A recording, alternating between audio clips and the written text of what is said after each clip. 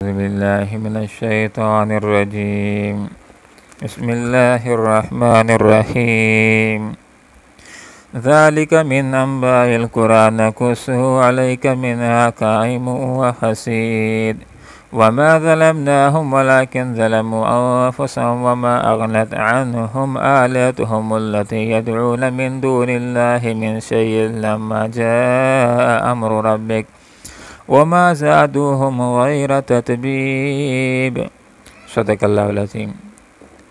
سبحانك لا علم لنا إلا ما علمتنا إنك أنت العليم الحكيم. ذالک یہ من انباء القرى بستیوں کے حالات میں سے ہیں. نقصہ ہم ان کو بیان کرتے ہیں علیک تجھ پر. منہا اس میں سے کچھ قائم موجود ہیں وخصید اور کچھ کی جڑ کٹ چکی. وما ظلمنا اور ہم نے ظلم نہیں کیا ہم ان کے اوپر لیکن ظلموا انہوں نے ظلم کیا خود ہی انفسہم اپنے آپ کے اوپر. فما اغنت پس کچھ کام نہ آئے عنہم ان کے آلیہتم ان کے الہ التی جن کو یدعون پکارتے تھے وہ من دون اللہ اللہ کے علاوہ من شیئن کچھ بھی. لما جب جا آ گیا امر حکم رب کا تیرے رب کا. وما زادوا اور انہوں نے اضافہ نہیں کیا ہم ان کے لیے غیر تتبیب سوائے تباہی و بربادی کے. ذالک من انباء القرى یہ بستیوں کی خبریں ہیں. حضرت نوح علیہ السلام، حضرت ہود، حضرت صالح، حضرت ابراہیم، حضرت لوط، حضرت شعیب علیہ السلام اور حضرت موسیٰ علیہ السلام کے حالات بیان ہوئے اور فرمایا کہ یہ بستیوں کے حالات اور خبروں میں سے ہیں کہ جو ہم آپ کے اوپر بیان کر رہے ہیں. یہ آپ صلی اللہ علیہ وسلم کی سچی رسالت کی بہت بڑی دلیل بھی ہیں. ان بستیوں میں سے کچھ قائم ہیں اور کچھ ایسی ہیں کہ جن کی جڑ کٹ چکی. غور کیجئے، حضرت موسیٰ علیہ السلام فرعون اور قوم فرعون کی طرف بھیجے گئے تھے، بنی اسرائیل کی طرف بھیجے گئے تھے. اب جس وقت فرعونیوں کے اوپر اتمام حجت قائم ہو گیا تو ان کو مصر سے بحر کی طرف اللہ نے نکالا اور بحر کلثم کی موجوں کے اندر ان کو ہلاک کر کے رکھ دیا اور ان کے علاقے اور ان کے گھر اور ان کی آبادی اسی طرح آباد رہی. یہاں پر اللہ نے ذکر کر دیا کہ کچھ بستیاں تو ایسی ہیں قائم جو موجود ہیں. لوگوں کو اللہ تعالیٰ نے سزا دے دی، بستی جیسی کی تھی ویسی موجود رہی. اور کچھ بستیاں ایسی ہیں کہ ان بستیوں کو بھی اللہ تعالیٰ نے ختم کر ڈالا، برباد کر ڈالا، ویران کر ڈالا. اور بستیوں والوں کو بھی اللہ رب العالمین نے ہلاک کر ڈالا. جیسے کہ حضرت لوط علیہ السلام کی قوم کے اوپر غور کیجئے کہ جب ایمان نہیں لائے، بدکاریوں کو نہیں چھوڑا تو لوگوں کو بھی تباہ و برباد کر دیا گیا اور بستی کو بھی کھنڈرات کے اندر تبدیل کر دیا گیا، ویران کے اندر تبدیل کر دیا گیا. کہ جبرائیل امین تشریف لائے تھے اور صدوم کی چاروں بستیوں کو ہاتھ کے اوپر لیا تھا، نصف آسمان تک لے گئے تھے، الٹا کر کے اس کو بحر مردار کے اندر پھینک دیا تھا اور اوپر سے اللہ تعالیٰ نے کنکریوں کی بارش بھی کر دی تھی. تو لوگ بھی ہلاک ہوئے اور وہ علاقہ بھی ویران ہو گیا.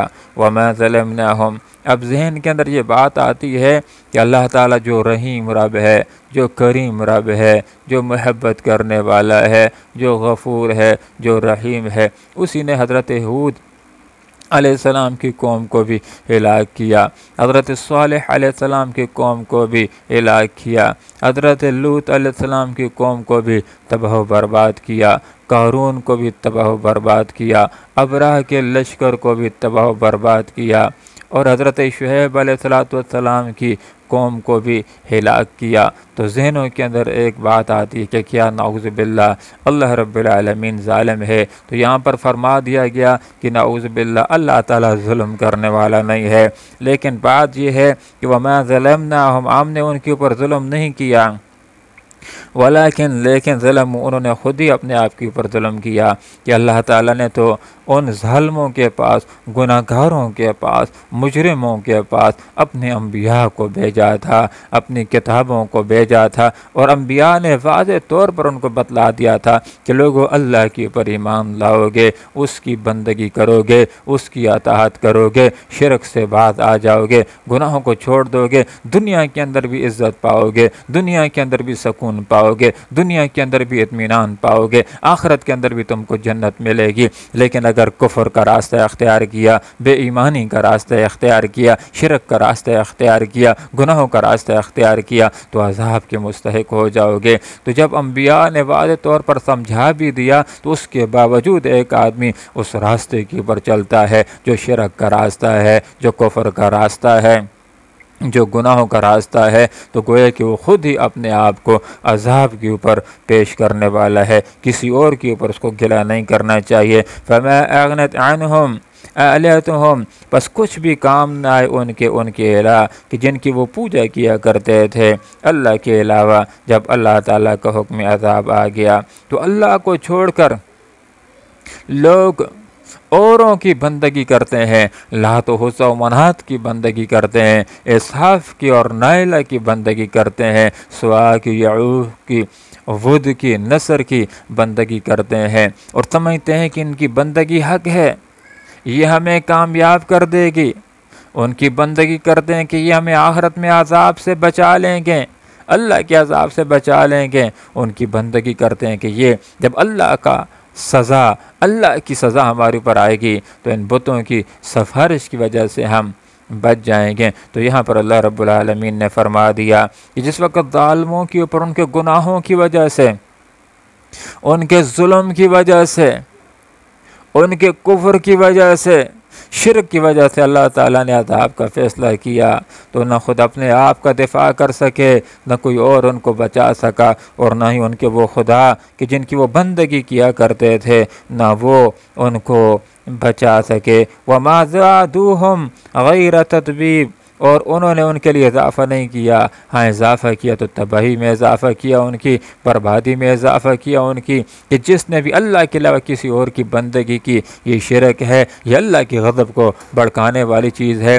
اور اسی وجہ سے انسان دنیا کے اندر بھی ذلیل ہو سکتا ہے۔ اور مشرکین کے لیے اللہ کا اعلان ہے کہ آخرت کے میدان کے اندر اگر اللہ تعالیٰ اور مجرموں کو اور گناہ گاروں کو معاف کرنا چاہے گا تو معاف کر دے گا، لیکن مشرکین کے بارے میں اللہ کا اعلان ہے کہ مشرکوں کو اللہ تعالیٰ معاف نہیں کرے گا۔ تو ان آیات کے اندر ہمارے سامنے یہ بات آ جاتی ہے کہ اللہ رب العالمین محبت کرنے والا ہے، پیار کرنے والا ہے، وہ ہمیں جنت کے اندر دیکھنا چاہتا ہے۔ اللہ کی خوشی اور اس کی رضا اس بات کے اندر ہے کہ ہم ایمان لے آئیں اور دنیا کے اندر بھی عزت اور سکون پائیں اور آخرت کے اندر بھی جنت کو چلے جائیں۔ ہاں کوئی ظالم ہوگا، کوئی مشرک ہوگا، کوئی گناہ گار ہوگا تو اس کو جہنم کے اندر پھینکنا اللہ کی رضا نہیں ہے، یہ اللہ کا عدل ہے، یہ اللہ کا انصاف ہے۔ اللہ رب العالمین سے دعا کرتے ہیں کہ اللہ تعالیٰ ہمیں نیکیاں کرنے کی توفیق عطا فرمائے، اللہ تعالیٰ ہمیں گناہوں سے محفوظ فرمائے تاکہ دنیا کے اندر بھی نشان عبرت نہ بنے اور آخرت کے اندر بھی جنت ہمارا ٹھکانہ ہو سکے۔ آمین۔ وآخر دعوانا ان الحمد للہ رب العالمین۔